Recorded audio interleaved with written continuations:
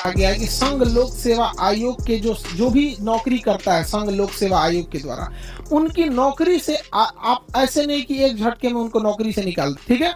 तो उनको ना क्या करना है, आप लोग को संरक्षण देना है। संविधान उन लोगों को क्या देता है, संरक्षण देता है। किसके तहत, 311 के तहत। इसलिए देखिएगा आईएएस अधिकारी जो डीएम एसपी होते हैं, इन लोगों को नौकरी से निकालना काफी टफ हो जाता है। जो डीएम वगैरह होते हैं, डीएम एसपी मजिस्ट्रेट, इन लोग को नौकरी से निकालना काफी टफ हो जाता है। क्योंकि अगर आपने यूपीएससी या स्टेट पीसीएस के थ्रू क्या लिया है, जॉब लिया है, तो आपके लिए संरक्षण का अधिकार किसमें है, 311 में है। किसमें दिया गया है, 311 में दिया गया है, ठीक है। तो संघ लोक सेवा आयोग या फिर जो भी राज्य लोक सेवा आयोग है, इनके कर्मचारियों का संरक्षण आपसे पूछ चुका है कि संघ या राज्य लोक सेवा आयोग के कर्मचारियों का संरक्षण आर्टिकल संख्या कितना में दिया गया है, तो आर्टिकल संख्या 311 में दिया गया है। किसमें दिया गया, 311 में।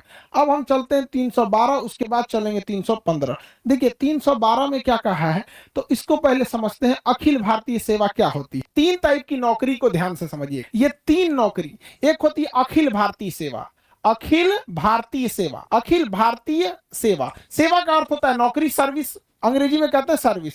ऑल इंडिया सर्विस, इसे क्या कहेंगे, ऑल इंडिया सर्विस। एक होता है केंद्रीय सेवा, केंद्रीय सेवा, सेंट्रल सर्विस, केंद्रीय सेवा, सेंट्रल गवर्नमेंट का नौकरी, सेंट्रल सर्विस। और एक होता है राज्य सेवा, राज्य सेवा, state service, state service, state service. देखिए इन तीनों में मेन अंतर क्या होता है। इसमें होता है जो अखिल भारतीय सेवा होती है, इसमें आपकी नियुक्ति करती है केंद्र सरकार, आपकी नियुक्ति करती है केंद्र सरकार और भेज देती है राज्य सरकार के पास कि जाइए उस राज्य में ड्यूटी कीजिएगा और उसी राज्य से सैलरी ले लीजिएगा। जैसे आईएएस अधिकारी, आईएएस अधिकारी को सेंट्रल गवर्नमेंट नियुक्त करती है, ट्रेनिंग दे देती है, सेंट्रल गवर्नमेंट ट्रेनिंग दे दी। अब उसका कैडर डिसाइड करेगी कि किस स्टेट में उसे भेजना है। गुजरात में भेजेगी, कहेगी जाओ गुजरात में सर्विस करो, गुजरात में नौकरी करो, वहीं से सैलरी ले लेना। तो ऐसी नौकरी जिसे केंद्र सरकार नियुक्त करती है और केंद्र सरकार ट्रेनिंग देती है, लेकिन वह व्यक्ति आके राज्य सरकार के डिपार्टमेंट में सेवा देता है और राज्य सरकार से सैलरी लेता है,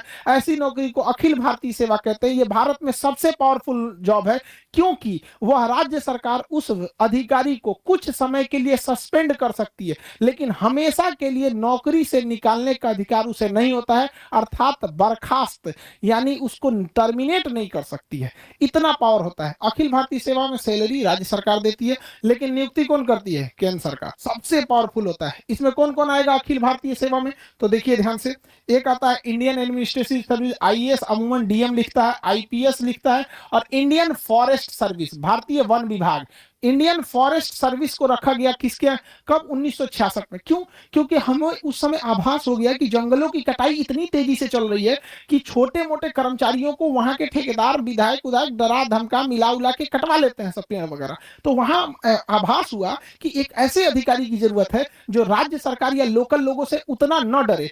आईएएस जो होता है ना, ये कार्मिक मंत्रालय इसको कंट्रोल करती है, इसे गृह मंत्रालय कंट्रोल करती है और इसे पर्यावरण एवं वन मंत्रालय कंट्रोल करता है। आईपीएस की ट्रेनिंग किस शहर में, हैदराबाद। आईएएस की ट्रेनिंग किस शहर में, आईएएस की ट्रेनिंग, आईएएस की ट्रेनिंग मसूरी में। और आईएफएस की ट्रेनिंग कहाँ होती है, IFS Indian forest service, Dehradun. केंद्रीय सेवा में केंद्र सरकार नियुक्त करती है और केंद्र सरकार अपने पास रख लेती है, केंद्र सरकार नियुक्त करती है और केंद्र सरकार अपने पास रख लेती है। ये होता है केंद्रीय सेवा।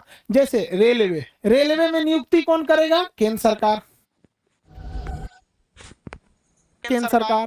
भेज कहाँ देगा, रेलवे डिपार्टमेंट में। रेलवे डिपार्टमेंट किसका, केंद्र सरकार का। सैलरी कौन देगा, केंद्र सरकार। अगर आपको राजदूत बना के अमेरिका भेज दिया जाता है, अगर आपको राजदूत बना के अमेरिका भेज दिया जाता है, तो नियुक्ति कौन करेगी, केंद्र सरकार। किसके थ्रू, यूपीएससी के थ्रू नियुक्ति करेगी केंद्र सरकार और सैलरी देगी केंद्र सरकार। आपको कभी जापान, अमेरिका, रूस भेजेगी तो केंद्र सरकार के निर्देश पर जाएंगे। यूपीएससी में अगर आपको इंडियन पोस्टल सर्विस मिल गया या इंडियन रेवेन्यू सर्विस मिल गया, इंडियन रेलवे सर्विस मिल गया, तो ये सब केंद्रीय जॉब होते हैं। कौन से जॉब होते हैं, केंद्रीय जॉब। तो जरूरी नहीं कि यूपीएससी में आपको सब अखिल भारतीय सेवा मिल जाए। राज्य सरकार आपको नियुक्त करेगी, राज्य सरकार नियुक्त करेगी, राज्य सरकार ट्रेनिंग देगी और राज्य सरकार काम कराएगी आपसे और वेतन देगी। सारा चीज जब राज्य सरकार के अंडर में आ जाता है तो राज्य सेवा कहलाता है। क्या कहलाता है, राज्य सेवा। जैसे बिहार दरोगा, जैसे दरोगा का एग्जाम, दरोगा का वैकेंसी कौन निकालता है, राज्य सरकार। एग्जाम कौन लेगा, राज्य सरकार। ट्रेनिंग देगी राज्य सरकार।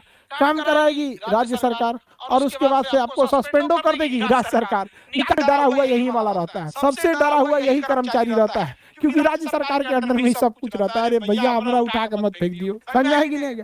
अब जैसे कोई केंद्र सरकार, कोई एसएससी से आया है और Indian service selection board, SSC service selection commission, तो ये होता है ना स्टाफ सिलेक्शन वाला, सर्विस सिलेक्शन नहीं, वो तो दूसरा होता है, एसएसबी हो जाएगा, एसएससी। अब उसमें आपको कोई इनकम टैक्स में इंस्पेक्टर बन के आए तो केंद्रीय नौकरी है, बिहार सरकार उसको सस्पेंड भले कर सकती है लेकिन नौकरी से हटा नहीं सकती है अगर कुछ गड़बड़ करेगा। हालांकि वो केंद्र सरकार का है, बिहार सरकार उसको कुछ टच भी नहीं करेगी, यूपी सरकार।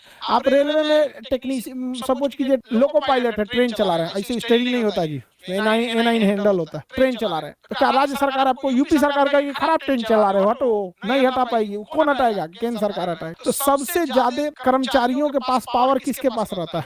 अखिल भारतीय सेवा के, और सबसे कम राज्य सरकार के पास। जैसे पुलिस हो गया, सरकारी स्कूल के टीचर देखिएगा पोलियो पिलाने के लिए भेज देता है, कभी कोई चुनाव में ड्यूटी लगा देता है, कहीं कहीं तो नहीं लगाए नहीं लोग चुनाव में ड्यूटी। डीएम पूरे जिले के चुनाव का अपना सबसे बड़ा अधिकारी होता है, डिस्ट्रिक्ट मजिस्ट्रेट सबसे बड़ा पावरफुल होता है। लोग कहते हैं कि पढ़ लिख के राजा बनोगे, तो उन बकलोलवन को बोलिएगा कि ये डीएम है ना, डीएम डिस्ट्रिक्ट मजिस्ट्रेट, ये राजा ही है, समझो या? इसका नाम होता है कलेक्टर, टैक्स कलेक्ट करता है पूरे राज्य से, ये राजा से कम नहीं है, ये पूरा जिला इसी के अंडर में आता है। तो जो अगर बोलेगा कि पढ़ लिख के राजा बनोगे तो कहिएगा हाँ अभी नाम बदल गया, उसी का नाम है डीएम। और पुराना राजा हो जाएगा तो कमिश्नर, डायरेक्टर, फिर बड़ी ज्यादा जाएगा, additional secretary, joint secretary, secretary, chief secretary. Chief secretary तो बहुत बड़ा पावर होता है, समझ आ रहा है कि नहीं आ रहा? मुख्यमंत्री कोई